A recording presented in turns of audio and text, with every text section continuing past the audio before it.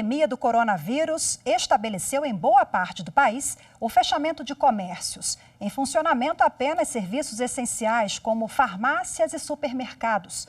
Diante do isolamento social necessário e recomendado pela Organização Mundial da Saúde, a OMS, a economia já dá sinais de um possível rombo de cerca de 70 bilhões de reais nos cofres públicos da União. Quando pensamos na microeconomia, esse impacto certamente será bem maior nas contas do pequeno empresário.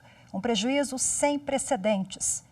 No programa especial Coronavírus de hoje, vamos falar das micro e pequenas empresas que dependem da receita mensal para cobrir os custos de manutenção, pagar funcionários e se manter ativa no mercado.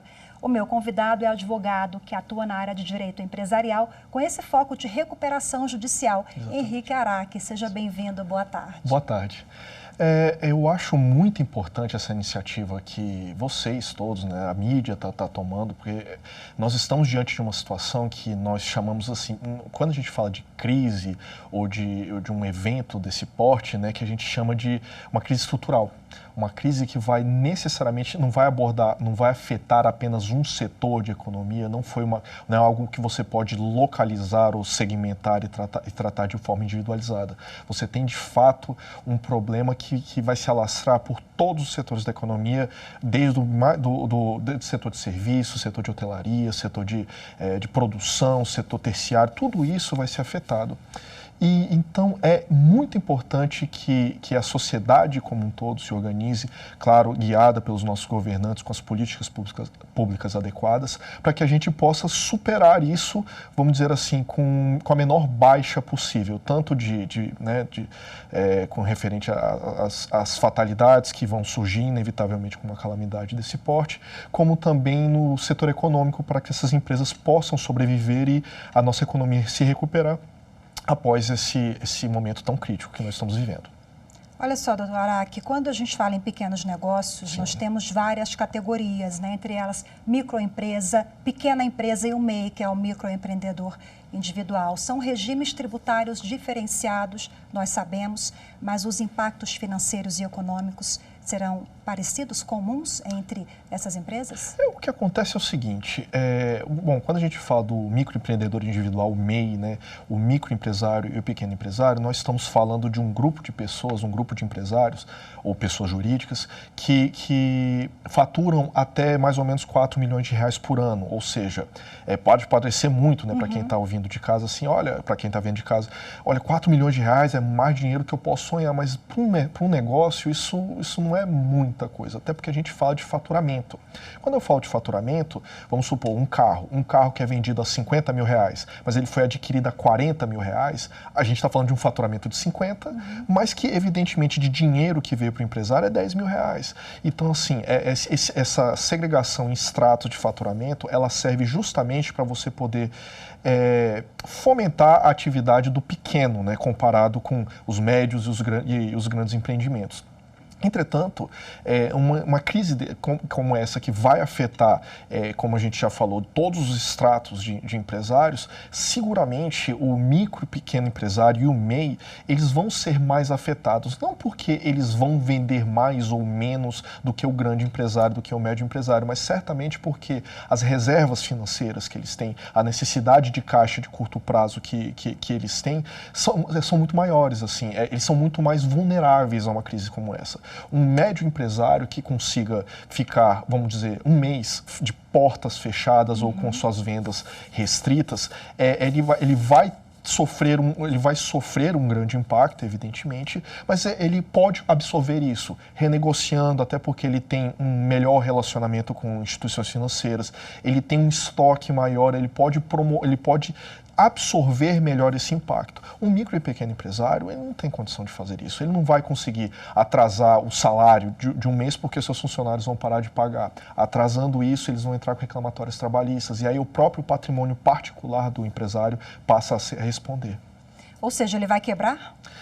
Eu não diria que ele vai quebrar necessariamente, né? É evidentemente que uma calamidade desse porte você vai ter fatalidade de todo jeito. Então, não apenas as fatalidades das mortes que ocorrerão, mas assim, o empresário que não estava preparado para isso, ou cujo modelo de negócio não permite fazer caixa ou ter uma reserva para sobreviver a uma semana, um mês, ou mesmo um mês de portas fechadas, ele vai sofrer. A gente tem, por exemplo, no Distrito Federal, aquela ordem de fechamento de todas as academias.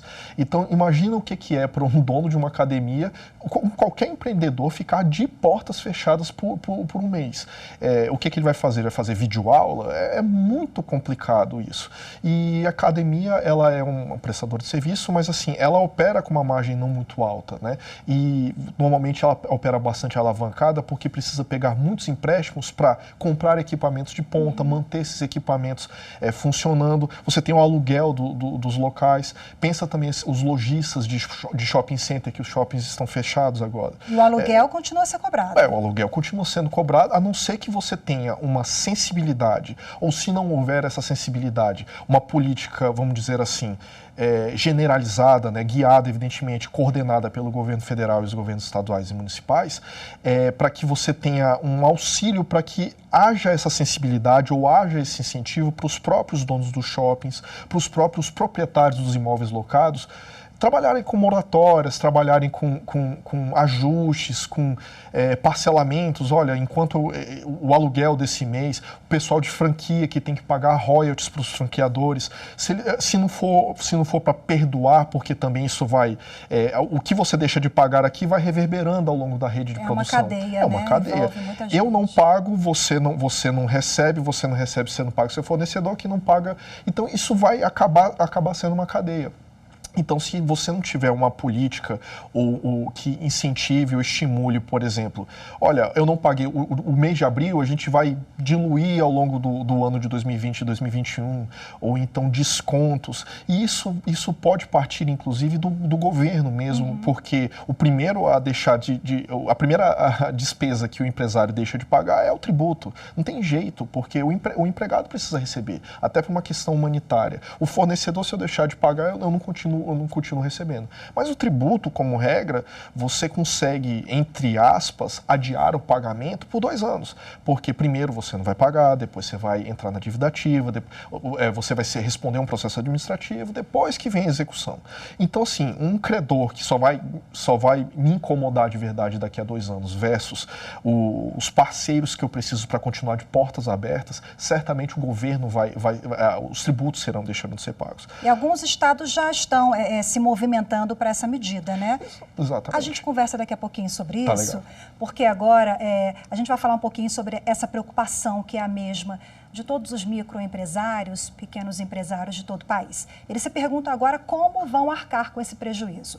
A empresária Ana Paz, que atua no ramo de alimentação escolar aqui em Brasília, ela enviou um depoimento compartilhando a angústia pelo que vem pela frente. Vamos ouvir. Bom, olá pessoal, meu nome é Ana, eu sou empresária aqui em Brasília, no Distrito Federal, e o meu ramo é de alimentação escolar.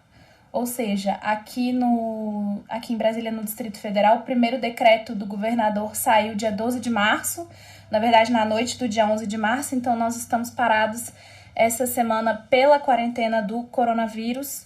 Essa semana completa 15 dias.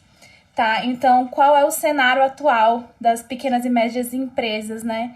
É de total desespero, né? Na verdade, vai da realidade agora de cada empresa para suprir esses pagamentos que ainda virão, né? A gente tem uma lista de custo fixo grande, a base de custo fixo é mais ou menos igual para todas as empresas, então nós vamos ter funcionários, aluguel, água, telefone, luz, internet. Então, a gente mantém esses custos, né?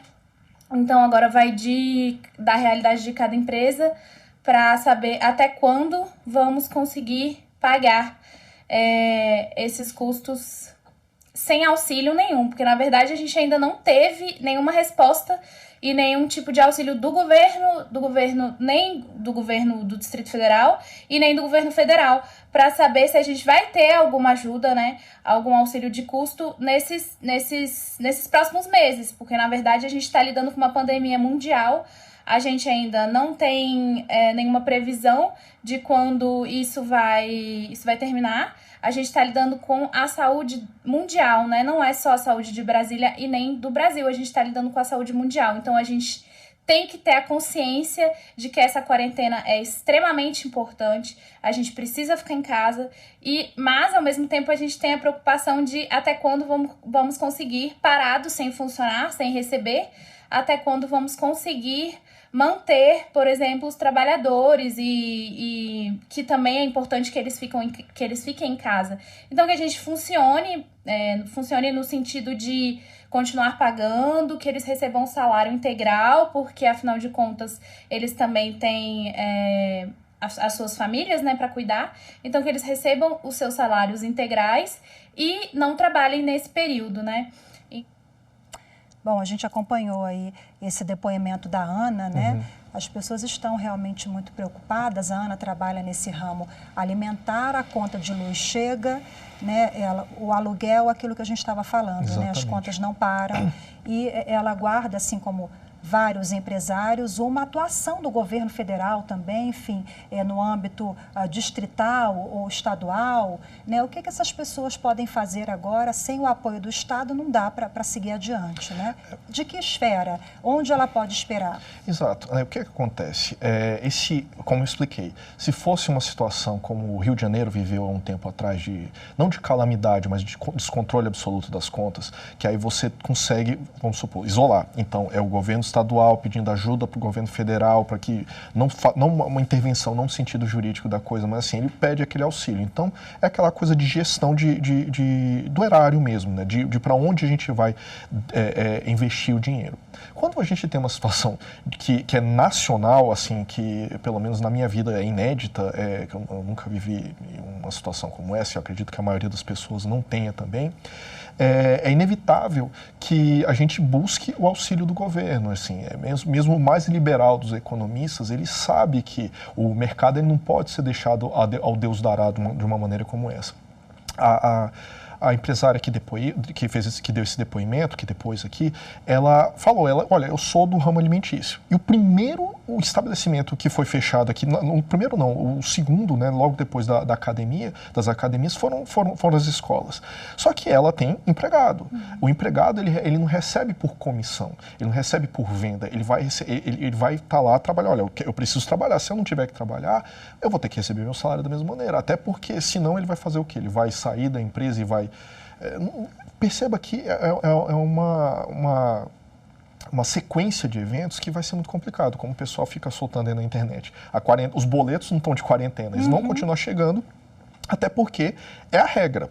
Se a gente não tiver as linhas... Bom, se bem que a gente teve já algumas informações vindas do governo federal, também do governo distrital aqui de Brasília, né, a respeito de linhas de crédito especial. O BRB parece que ele vai receber um auxílio para poder fomentar uma linha de crédito mais facilitada para todo mundo. Teve agora uma resolução da...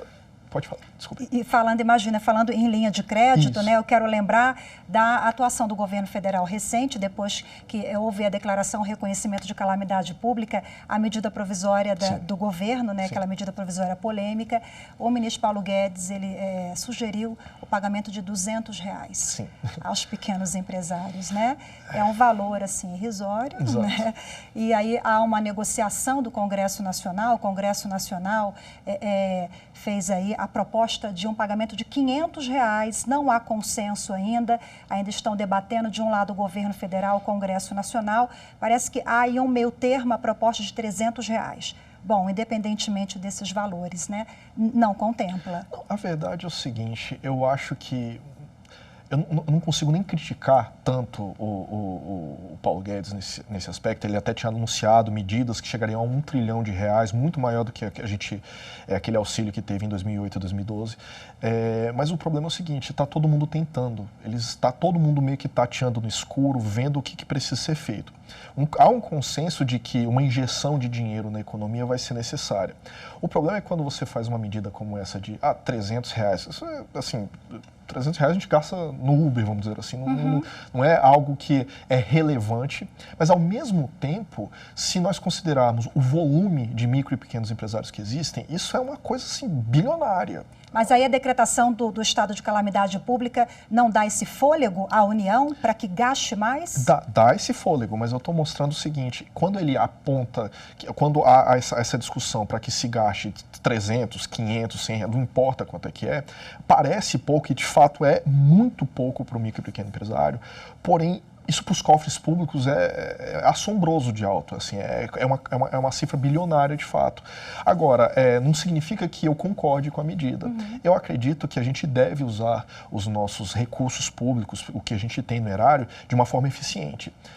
Não basta só gastar dinheiro, não basta gastar bilhões. Olha, eu gastei um pacote aqui de bilhões e bilhões de reais para tentar ajudar.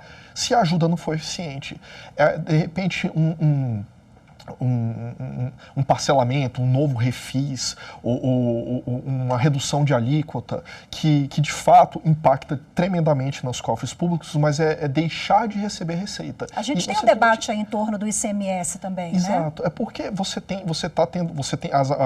cada estado. O ICMS é um tributo estadual. Então, cada estado defende sua alíquota, como vai cobrar, de que maneira vai cobrar. Então, assim, se você começar a ter... Por isso que eu falei no início, que você precisa de uma ação concertada e organizada pelo governo federal. Porque se você tiver, vamos supor, o Distrito Federal baixa a alíquota, o Goiás aumenta a alíquota, você pode começar a ter o risco de ter uma briga fiscal. Então, de empresas deslocando, porque os empresários estão desse jeito que a gente viu no VT. A gente tem empresários, os empresários estão desesperados, precisando de orientação e cada resquício, agora eles estão operando num risco completo e absoluto. Então, cada resquício, cada possibilidade de estratégia, cada suspiro que o governo federal e estadual der, o empresário vai reagir.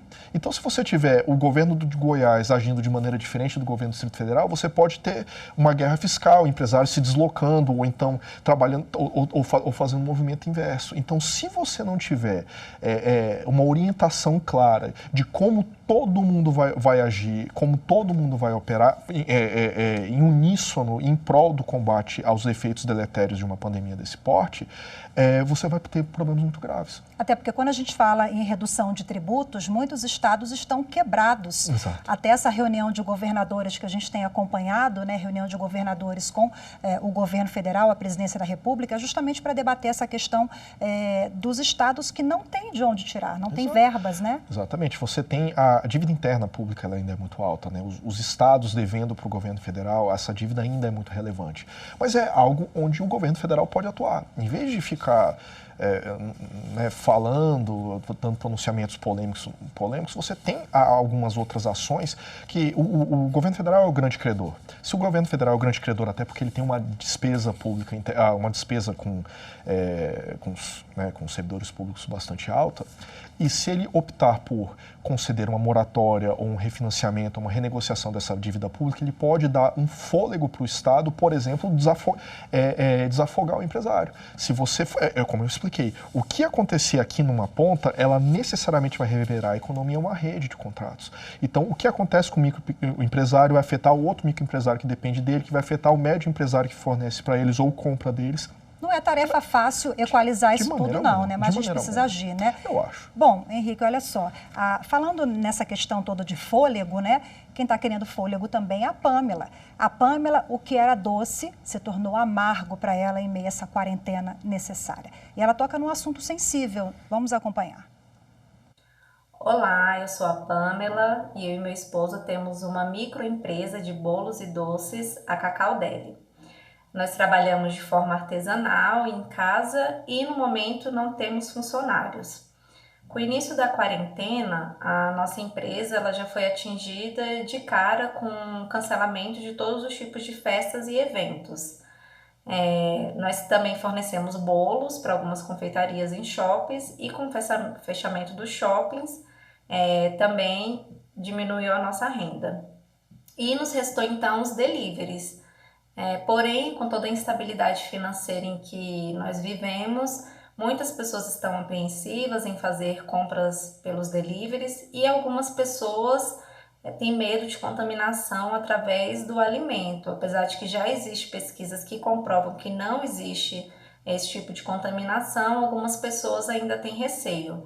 Então, a nossa empresa, que gera toda a nossa renda familiar, de 3 fontes que vinham aí, que era dos eventos, dos shoppings e dos deliveries, nos restaram de forma bem tímida os deliveries. Eu falei aqui que o que era doce se tornou amargo, né? Porque realmente ela ainda tem essa preocupação a mais, esse plus, além da questão financeira. As pessoas estão com medo. O que acontece, isso é interessante colocar, tem 2 pontos que me chamaram a atenção desse depoimento, porque, assim, as pessoas subestimam o impacto das chamadas fake news, né? Então, assim, o pessoal, às vezes, com a intenção de ajudar, às vezes, de má fé mesmo, uma má índole, divulgando informações falsas ou inverídicas ou não confirmadas, predando no medo do brasileiro médio, né, acabam tendo esse efeito. Eu não sou cientista, não sou médico, eu não sei te dizer qual que é o grau de contágio, de você consumir algo que foi preparado por outra pessoa, mas assim, as pessoas precisam continuar comendo, assim, a menos que você tenha uma horta dentro da sua casa, você não está produzindo, você está necessariamente comprando no mercado, no supermercado. Eu conheço gente que está passando álcool em gel num saco do arroz, assim, porque, olha, a gente está vivendo quase uma histeria mesmo. Nesse aspecto, o governo está correto. A gente não pode, a gente tem que atacar um problema dessa magnitude com ciência, com fatos, com dados. Evidentemente que a gente precisa que os nossos governantes informem o que pode, o que não pode fazer, o que é seguro, o que deixa de ser seguro. Agora, a gente também tem que confiar um pouco nas instituições e não tomar medidas de estocar papel higiênico ou álcool em gel, aquela coisa. Eu conheço muita gente que fica passando álcool em gel em casa, sendo que você pode lavar as mãos. Isso já foi comprovado que é melhor do que o álcool em gel. E aí quem precisa do álcool em gel na rua, que usa o transporte público, não tem. Exato. E você desabastece o setor, você desabastece, por exemplo, o pessoal que trabalha com saúde, que precisaria ter isso, ou então quem ainda está atendendo o público. Tem muitos birôs, né, muitas secretarias que a gente vai lá e recebe, e o pessoal está ali o tempo todo com contato com as pessoas. Poderia estar abastecendo essas pessoas e não está. E o que ela colocou que é interessante, essa questão do delivery, eu tenho muitos clientes, né, que eu sou advogado, né, como você colocou, eu tenho muitos clientes empresários e o comentário deles, e isso foi corroborado por um informativo que eu recebi nos grupos aqui de WhatsApp, acho que foi da Elo, inclusive a respeito de como está tendo as compras em débito, compras em cartão de crédito, né? O que se observou é que não houve um aumento no delivery. Então, as pessoas que consumiam nos restaurantes, consumiam nos bares, ainda que eles continuem, os empresários continuem fornecendo via delivery, os pedidos via iFood, via Uber Eats, via esses deliveries, eles não aumentaram, eles se mantiveram igual. Então, na verdade, o que aconteceu foi uma queda generalizada, não houve uma substituição, não houve uma mudança de paradigma, de padrão de consumo. Então, mesmo se o empresário se reinventar para começar a fazer entregas, se ele não fazia, ainda assim a conta não fecha. Olha, o problema é o seguinte, o perfil de consumo é uma questão cultural, e cultura você não muda da noite para o dia. Então, assim, se a pessoa estava, vamos supor, eu estava acostumado a tomar uma cerveja, ou consumir num bar com os meus amigos normalmente você não vai pelo consumo da cerveja, você vai para socializar. Então você não vai trocar isso por pedir cerveja em casa para ficar tomando, vendo jogo de futebol, não mais do que você faria normalmente. Nem entendeu? Futebol agora tem mais. Nem futebol tem isso, mas a não ser que você perceba. Então, assim, todo os nossos hábitos estão mudando. Então, assim, ainda que você se reinvente, ainda que você busque novas formas, o que vai realmente, o que nossa experiência indica, que o que gera resultado no curto prazo, o suficiente para você sobreviver a uma situação como essa, é uma reestruturação de contas internas. Por isso que a gente está tendo notícias de 3 mil pessoas sendo demitidas em Brasília. Essas medidas extremamente polêmicas, mas que não deixam de ser necessárias, porque a nossa regra, as nossas regras de direito trabalhista, elas são muito rígidas. Então, assim, eu não posso, por exemplo, de forma segura, demitir um empregado hoje porque eu não consigo pagar o salário dele e recontratar em maio. E porque isso vai dar continuação de contrato de trabalho, isso é um risco, isso vai gerar um passivo trabalhista para o empregador. Você tem um lapso aí, deve ter de 6 meses. 6 meses, pelo menos. A gente não tem, então assim, o nosso instrumental, o nosso direito do trabalho, que ele é vocacionado para proteger o mais fraco, ele deve ser feito dessa maneira, mas ele gera uma insegurança para as tomadas, para as necessidades do empregador. Então imagina, eu hoje estou com tudo parado, eu não consigo te pagar porque não tem de onde tirar dinheiro. E quais as readequações internas? O senhor falou agora há pouco nisso. Por exemplo, se você, assim, se uma vez dado vamos dizer assim, uma base legal segura para que o empregador possa tomar essas decisões, aquela ideia de suspensão do contrato de trabalho, as pessoas deram uma grita geral dizendo, mas que absurdo, o empregado precisa comer. Eu falo assim, ok, mas ele não vai receber de qualquer jeito. Então, a questão é que se eu demitir um funcionário hoje, eu vou ter que contratar outro do zero daqui a 2 meses, porque eu não posso contratar o mesmo funcionário.